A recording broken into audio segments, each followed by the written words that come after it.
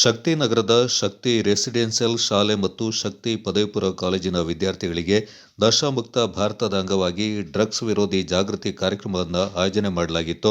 ಈ ಕಾರ್ಯಕ್ರಮಕ್ಕೆ ನಗರ ಪೊಲೀಸ್ ಉಪ ಆಯುಕ್ತರು, ಕಾನೂನು ಮತ್ತು ಸುವ್ಯವಸ್ಥೆ ಮಿಥುನ್ ಎಚ್ಎನ್ ಐಪಿಎಸ್ ಆಗಮಿಸಿ ಉದ್ಘಾಟಿಸಿದರು. ನಂತರ ಮಾತನಾಡಿದ ಅವರು, ಸಮಾಜದಲ್ಲಿ ದುಶ್ಚಟಗಳಿಗೆ, ಕೆಟ್ಟ ಕಾರ್ಯಗಳಿಗೆ ಗುರಿಯಾಗಿಸಿ ಯುವ ಜನಾಂಗವನ್ನು ಹಾಳು ಮಾಡುವ ಚಟುವಟಿಕೆಗಳು ನಡೆಯುತ್ತಲೇ ಇವೆ. ಯಾವುದೇ ಸಂದರ್ಭದಲ್ಲಿ ಸಮಾಜದಲ್ಲಿ ಡ್ರಗ್ಸ್ಗೆ ಸಂಬಂಧಪಟ್ಟ ದುಷ್ಕೃತ್ಯಗಳು ನಡೆಯುವುದು ನಿಮ್ಮ ಗಮನಕ್ಕೆ ಬಂದರೆ ಅದನ್ನು ಭಯವಿಲ್ಲದೆ ಪೊಲೀಸರಿಗೆ ತಿಳಿಸಬಹುದು ಎಂದರು. ನೀವೀಗ ಮಕ್ಕಳಿದ್ದೀರಾ, ಈಗ ಓದ್ತಾ ಇದ್ದೀರಾ, ನಿಮ್ಮ ಒಂದು ಇದರಲ್ಲಿ ಬ್ಯುಸಿ ಆಗಿದ್ದೀರಾ. ಬಟ್ ನೀವು ಯಾವಾಗ ಕಾಲೇಜ್ಗೆ ಹೋಗ್ತೀರಾ, ಎಸ್ಪೆಷಲಿ ಡಿಗ್ರಿ ಕಾಲೇಜಸ್ಗೆಲ್ಲ ಯಾವಾಗ ಹೋಗ್ತೀರಾ, ಆಗ ನಿಮ್ಮನ್ನೇ ಟಾರ್ಗೆಟ್ ಮಾಡಿ ಅದರಲ್ಲೇ ತಮ್ಮ ಒಂದು ಬಿಸ್ನೆಸ್ ನ ಡೆವಲಪ್ ಮಾಡ್ಕೊಳ್ಳುವಂತಹ ಮತ್ತೆ ಇಡೀ ಒಂದು ಯುವ ಜನಾಂಗವನ್ನು ವ್ಯವಸ್ಥಿತವಾಗಿ ಹಾಳು ಮಾಡುವಂತಹ ಜಾಲಗಳು ಆಕ್ಟಿವ್ ಆಗಿ ಕಾರ್ಯನಿರ್ವಹಿಸ್ತವೆ. So it's very good that at this very young age you are being addressed about this particular topic, and I should congratulate Shakti Preschool Residential School and PU College for organizing this beautiful program, anti-drug awareness. So this shows ಅವರಿಗೆ ನಿಮ್ಮ ಮೇಲೆ ಎಷ್ಟು ಕಾಳಜಿ ಇದೆ ಅನ್ನೋದನ್ನ ತೋರಿಸುತ್ತೆ. So ಇಲ್ಲದೆ ಇದ್ರೆ ಬಹುಶಃ there are many other things for you to be taught. ಏನಾದರೂ ಸ್ಕೂಲ್ದು ಅಕಾಡೆಮಿಕ್ಸ್ದು ಬೇರೆ ಬೇರೆ ರೀತಿ ಹೇಳ್ಕೊಡ್ಬೋದು, ಬೇರೆ ಸ್ಕಿಲ್ ಪ್ರೋಗ್ರಾಮ್ಸ್ ಹೇಳ್ಕೊಡ್ಬೋದು. Of course they are all very important, but what is more important is you should be knowing about what drugs can actually cause to any of you if you ever become God forbid, but if you ever become victims of this substance abuse. ಏನಾಗುತ್ತೆ, ಈಗ ನೀವು ಕಾಲೇಜ್ಗೆ ಹೋದಾಗ there will be some group, ಒಂದು group ಇರುತ್ತೆ, ಅವರು ಏನ್ ಮಾಡ್ತಾ ಇರ್ತಾರೆ, ಅವ್ರಿಗೆ ಈ ತರದೆಲ್ಲ ಯಾವುದೋ ರೀತಿಯಾಗಿ ಅವ್ರು ಎಕ್ಸ್ಪೋಸ್ ಆಗಿರ್ತಾರೆ ಇಂಥ ವಿಚಾರಗಳಿಗೆ. ಅವರು ನಿಮ್ಮನ್ನ ನಿಧಾನಕ್ಕೆ ಇನ್ಫ್ಲೂಯೆನ್ಸ್ ಮಾಡಕ್ ಸ್ಟಾರ್ಟ್ ಮಾಡ್ತಾರೆ. ನೀವು ಅವ್ರ ಫ್ರೆಂಡ್ಸ್ ಆಗಿದ್ದಾಗ ಏನಾಗುತ್ತೆ, ಈ ತರ ಒಂದು ತಗೋ, ಈ ತರ ಡ್ರಗ್ಸ್ ಅನ್ನೋದು ಒಂದಿರುತ್ತೆ, ಇದು ತಗೊಂಡ್ರೆ ನಿನಗೇನೋ ಖುಷಿ ಸಿಗುತ್ತೆ, ಆ ರೀತಿಯಾಗಿ ಇನ್ಫ್ಲೂಯೆನ್ಸ್ ಮಾಡ್ಲಿಕ್ಕೆ ಸ್ಟಾರ್ಟ್ ಮಾಡ್ತಾರೆ. ಬಟ್ ಆತರ ಇನ್ಫ್ಲೂಯೆನ್ಸ್ ಮಾಡಿದಾಗ ನಿಮಗೆ ಈ ವಯಸ್ಸಲ್ಲೇ ಗೊತ್ತಿದ್ರೆ ಇದು ತಪ್ಪು, ಇದರಿಂದ ಏನೇನು ಸಮಸ್ಯೆಗಳಾಗ್ತವೆ ಅನ್ನೋದು ನಿಮಗೆ ಈ ವಯಸ್ಸಲ್ಲೇ ಅರಿವಿದ್ರೆ ನೀವು ಅದನ್ನ ಬೇಡ ಅಂತ ನೇರವಾಗಿ ನಿಷ್ಠುರವಾಗಿ ಹೇಳ್ಬೋದು ಅಲ್ವಾ. ಸೊ ಈಗ ನಿಮಗೆ ನಾನು ತುಂಬಾ ಡೀಟೇಲ್ಡ್ ಆಗಿ ಹೋಗೋದಿಲ್ಲ, ಏನೇನು ಡ್ರಗ್ಸ್ ಯಾವ್ಯಾವ ರೀತಿಗೆ ಇರುತ್ತೆ, ಅದರಿಂದ ಏನೇನು ಎಕ್ಸಾಕ್ಟ್ ದುಷ್ಪರಿಣಾಮಗಳಾಗ್ತವೆ ಏನು, ಅದೆಲ್ಲ ನಿಮಗೆ ಬರ್ತಾ ನಿಮಗೆ ಅವೇರ್ನೆಸ್, ಜನರಲ್ ಅವೇರ್ನೆಸ್ ಬಂದಾಗ ತಿಳಿತಾ ಬರುತ್ತೆ. ಬಟ್ ಏನಕ್ಕೆ ನಾವು ಇವತ್ತಿನ ಯಂಗ್ ಜನರೇಷನ್ ಏನಕ್ಕೆ ಈ ಡ್ರಗ್ಸ್ ಮಾರಿಗೆ ಬಲಿಯಾಗ್ತಿದೆ ಅಂತ ನಾವು ಅನಲೈಸ್ ಮಾಡಿದಾಗ ಏನೋ ಒಂದು ಕ್ಯೂರಿಯಾಸಿಟಿ ಇರುತ್ತೆ, ಇದ್ರಲ್ಲಿ ಏನೋ ಇದೆ, ಎಲ್ರು ಮಾತಾಡ್ತಿದ್ದಾರೆ, ಏನಿರ್ಬೋದು ಅನ್ನುವಂಥ ಒಂದು ಕ್ಯೂರಿಯಾಸಿಟಿಗೆ ಕೆಲವರು ಸ್ಟಾರ್ಟ್ ಮಾಡ್ತಾರೆ.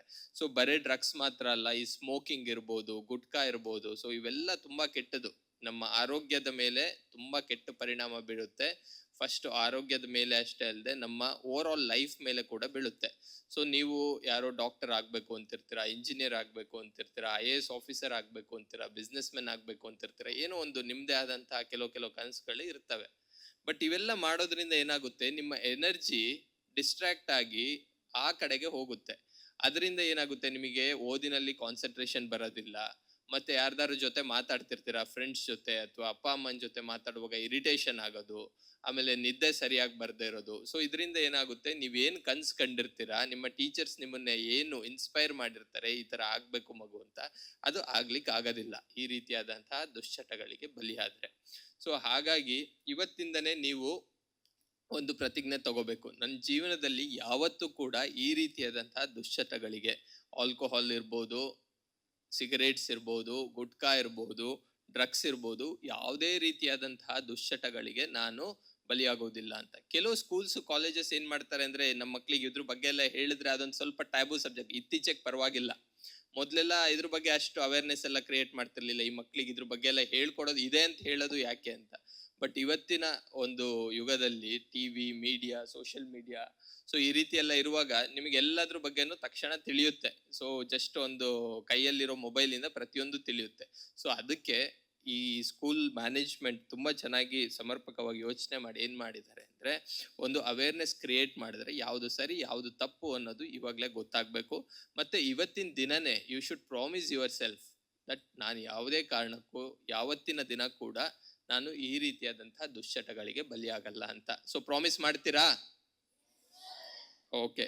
ಪ್ರತಿಯೊಬ್ರು ಹಿಂದೆ ಕೂತಿರೋರು, ಎಸ್ಪೆಷಲಿ ಹೈಸ್ಕೂಲ್ ಸ್ಟೂಡೆಂಟ್ಸ್, ಈ ಏಜ್ ಅಲ್ಲಿ ಸ್ವಲ್ಪ ಸಣ್ಣ ಮಟ್ಟಿಗೆ ಎಕ್ಸ್ಪೆರಿಮೆಂಟೇಶನ್ ಸ್ಟಾರ್ಟ್ ಆಗುತ್ತೆ ಕೆಲವು ಕಡೆ. ಸೊ ಆ ರೀತಿ ಯಾವುದೇ ರೀತಿಯ ಎಕ್ಸ್ಪೆರಿಮೆಂಟೇಶನ್ ಸ್ಟಾರ್ಟ್ ಮಾಡಬಾರ್ದು. ಸೊ ಫಸ್ಟ್ ಏನಕ್ಕೆ ಮಾಡ್ತಾರೆ ಹೇಳ್ತಾ ಇದ್ದೆ, ಕ್ಯೂರಿಯಾಸಿಟಿ ಇರುತ್ತೆ, ಅದಕ್ಕೆ ಮಾಡ್ತಾರೆ. ಯಾರು ಇಲ್ಲ. ಓಕೆ. ಸೆಕೆಂಡ್ ಏನಕ್ಕೆ ಮಾಡ್ತಾರೆ, ಒಂದಿಷ್ಟು ಜನ ಫ್ರೆಂಡ್ಸ್ ಗ್ರೂಪ್ ಇರ್ತಾರೆ. ನಾನು ಹೇಳಿದೆ, ಕೆಲವ್ರಿಗೆ ಅವ್ರಿಗೆ ಎಲ್ಲೋ ಒಂಥರ ಬ್ಯಾಡ್ ಇನ್ಫ್ಲುಯೆನ್ಸ್ ಆಗಿರುತ್ತೆ, ಅವ್ರು ಸ್ಟಾರ್ಟ್ ಮಾಡಿರ್ತಾರೆ.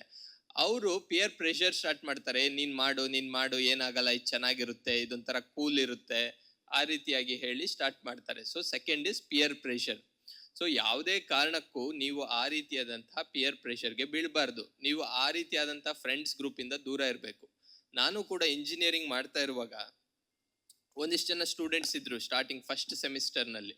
ಸೊ ತುಂಬಾ ಬ್ರಿಲಿಯಂಟ್ ಇದ್ರು, ಚೆನ್ನಾಗಿ ಇದ್ ಮಾಡ್ತಾ ಇದ್ರು. ಬಟ್ ಬರ್ತಾ ಬರ್ತಾ ಅವ್ರದ್ದು ಗ್ರೂಪ್ ಹೇಗಾಗುತ್ತೆ ಅಂದ್ರೆ, ಒಂದಿಷ್ಟು ಜನ ಜೊತೆ ಸೇರ್ತಾರೆ, ಅವ್ರಿಗೆ ಇದೆಲ್ಲ ಅಭ್ಯಾಸ ಇರುತ್ತೆ, ಆಯ್ತಾ. ಸೊ ನಾನು ಇದು 2014-15 ಟೈಮಲ್ಲಿ ಹೇಳ್ತಾ ಇದ್ದೀನಿ. ಸೊ ಅವತ್ತಿಗಿಂತ ಇವತ್ತು ಅವೈಲೇಬಿಲಿಟಿ ಜಾಸ್ತಿ ಇದೆ, ಎಲ್ಲಿ ಬೇಕಂದ್ರೆ ಅಲ್ಲಿ ಸಿಗ್ತಾ ಇದೆ, ಆಯ್ತಾ. ಸೊ ಆ ಟೈಮಲ್ಲಿ ಫಸ್ಟ್ ಸೆಮಿಸ್ಟರ್ ಅಲ್ಲಿ ತುಂಬಾ ಬ್ರಿಲಿಯಂಟ್ ಇರೋ ಒಂದಿಷ್ಟು ಸ್ಟೂಡೆಂಟ್ಸ್ ಕೆಲವ್ರದ ದುಶ್ಚಟಗಳಿಗೆ ಬಲಿಯಾಗಿರುವಂತಹ ಕೆಲವರು ಸಹವಾಸಕ್ಕೆ ಹೋಗಿ ನಿಧಾನಕ್ಕೆ ಅವ್ರ ಅಕಾಡೆಮಿಕ್ ಪರ್ಫಾರ್ಮೆನ್ಸ್ ಕಡಿಮೆ ಆಗ್ತಾ ಬರುತ್ತೆ, ಕಾಲೇಜಿಗೆ ಬರೋದು ಅಟೆಂಡೆನ್ಸ್ ಕಡಿಮೆ ಆಗ್ತಾ ಬರುತ್ತೆ, ಹಾಗೆ ಕ್ಲಾಸಲ್ಲಿ ಬಂದಾಗ ನಿದ್ದೆ ಮಾಡೋದು ಅದು ಜಾಸ್ತಿ ಆಗ್ತಾ ಬರುತ್ತೆ, ಇರಿಟೇಷನ್ನು, ಬೇರೆಯವ್ರ ಜೊತೆ ಜಗಳ ಮಾಡೋದು.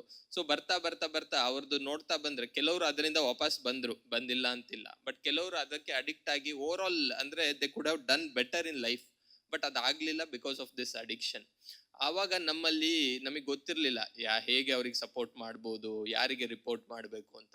ಬಟ್ ಇವತ್ತು ಹಾಗಿಲ್ಲ, ಎಲ್ಲ ಏಜೆನ್ಸೀಸ್, ಸರ್ಕಾರದ ಹೈಯೆಸ್ಟ್ ಲೆವೆಲ್ ಇಂದ ಹಿಡಿದು ಪ್ರತಿಯೊಬ್ಬ ಕಡೆಯ ಇವರು ಕೂಡ ಈ ಡ್ರಗ್ಸ್ ವಿರುದ್ಧ ಸಮರ ಸಾರಿ ನಿಂತಿದ್ದೀವಿ. ಸೊ ಇವತ್ತು ನೀವು ರಿಪೋರ್ಟ್ ಮಾಡಬಹುದು. ಸೊ ಈಗಾಗಲೇ ನಮ್ಮ ಮಂಗಳೂರು ಸಿಟಿ ಪೊಲೀಸ್ನಿಂದ ಕೂಡ ತುಂಬಾ ರೀತಿಯಾದಂತಹ ಎಲ್ಲ ಪ್ರಯತ್ನಗಳನ್ನ ಮಾಡ್ತಾ ಇದ್ದೀವಿ. ಯಾರಾದ್ರೂ ನಿಮ್ಮ ಫ್ರೆಂಡ್ಸ್ ಈ ರೀತಿಯಾದಂತಹ ಇದಕ್ಕೆ ಬಲಿಯಾಗಿದ್ರೆ ಅವ್ರ ಬಗ್ಗೆ ನೀವು ನಮಗೆ ಅನಾನಿಮಸ್ ಆಗಿ, ನೀವು ಯಾರು ಅಂತ ನಾವು ತಿಳಿಸೋದಿಲ್ಲ, so anonymously you can report it, ಆಯ್ತಾ. ಸೊ ಇದು ಬಹುಶಃ ನಿಮಗೆ ತುಂಬಾ ಯಂಗ್ ಏಜ್ ಆಗುತ್ತೆ, ಬಟ್ ನೀವು ಹೈಸ್ಕೂಲಲ್ಲಿ ಇರೋರು ಅಥವಾ ಕಾಲೇಜಲ್ಲಿ ಇರೋರು ಯು ಕ್ಯಾನ್ ರಿಪೋರ್ಟ್. ಅಥವಾ ನಿಮಗೆ ಯಾರಾದ್ರೂ ಗೊತ್ತಿದ್ರೆ, ನಿಮ್ಮ ಮನೆ ಅಕ್ಕಪಕ್ಕದಲ್ಲಿ ಏನಾದ್ರೂ ನಿಮಗೆ ಡೌಟ್ ಇದ್ರೆ, ಸೊ ಅದು ಕೂಡ ರಿಪೋರ್ಟ್ ಮಾಡ್ಲಿಕ್ಕೆ ನಾವು QR ಕೋಡ್ನ ಕೂಡ ತಂದಿದೀವಿ. ಸೊ ಈ ರೀತಿಯಾದಂತ ರಿಪೋರ್ಟಿಂಗ್ ಮಾಡ್ಬೋದು. ಸೊ ರಿಪೋರ್ಟ್ ಮಾಡಿ ನಾವೇನೋ ಅವ್ರಿಗೆ ಪನಿಷ್ ಮಾಡ್ತೀವಿ ಅಂತಲ್ಲ, ಎಲ್ಲಾ ಸಂದರ್ಭದಲ್ಲೂ ಸ್ಟೂಡೆಂಟ್ಸ್ಗೆ ನಾವು ಪನಿಷ್ ಮಾಡುವಂತಹ ಇದು ವಿಚಾರ ನಮ್ಮಲ್ಲಿಲ್ಲ. ನಮ್ಮಲ್ಲಿರೋದು ಅವ್ರನ್ನ ಆ ದಾರಿಯಿಂದ ಸರಿ ಮಾಡಬೇಕು, ತಗೊಂಡ್ಬಂದು ಒಳ್ಳೆ ದಾರಿಗೆ ನಡೆಸ್ಬೇಕು ಅನ್ನೋದಷ್ಟೇ. ಸೊ ಈಗ ಏನ್ ಮಾಡ್ತೀವಿ, ಸ್ಟೂಡೆಂಟ್ಸ್ ಕಾಲೇಜಸ್ ಕೂಡ ಇವತ್ತು ತುಂಬಾ ಜನ ನಮ್ಮ ಜೊತೆಗೆ ಕೈ ಜೋಡಿಸಿದ್ದಾರೆ. ಅವ್ರುಗಳು ವಾಲಂಟರಿಯಾಗಿ ತಮ್ಮ ಸ್ಟೂಡೆಂಟ್ಸ್ಗೆ ಟೆಸ್ಟ್ ಮಾಡಿಸ್ತಾರೆ. ಅವಾಗ ಮಾಡಿಸಿದಾಗ ಏನು ಆಯ್ತು, ಇದು ಬಂದ ತಕ್ಷಣ ಕೇಸ್ ಮಾಡ್ತೀವಾ? ಇಲ್ಲ. ಕೇಸ್ ಮಾಡಿದ್ರೆ ಏನಾಗುತ್ತೆ ಗೊತ್ತಿದೆ ಅಲ್ಲ, ಏನಾಗುತ್ತೆ? ಲೈಫ್ ಹಾಳಾಗುತ್ತೆ ಅಂತ. ಹೌದು. ಶಕ್ತಿ ವಿದ್ಯಾಸಂಸ್ಥೆಯ ಸಂಸ್ಥಾಪಕರಾದ ಡಾಕ್ಟರ್ KC ನಾಯಕ್, ಶಕ್ತಿ ವಿದ್ಯಾಸಂಸ್ಥೆಯ ಪ್ರಧಾನ ಸಲಹೆಗಾರ ರಮೇಶ್ ಕೆ, ಪದವಿಪೂರ್ವ ಕಾಲೇಜಿನ ಪ್ರಾಂಶುಪಾಲರಾದ ಪ್ರದೀಪ್ ಕುಮಾರ್ ಶೆಟ್ಟಿ, ಶಕ್ತಿ ರೆಸಿಡೆನ್ಷಿಯಲ್ ಶಾಲಾ ಪ್ರಾಂಶುಪಾಲೆ ಸುರೇಖಾ R ಭಟ್ ಈ ಸಂದರ್ಭ ಪಾಲ್ಗೊಂಡಿದ್ದರು.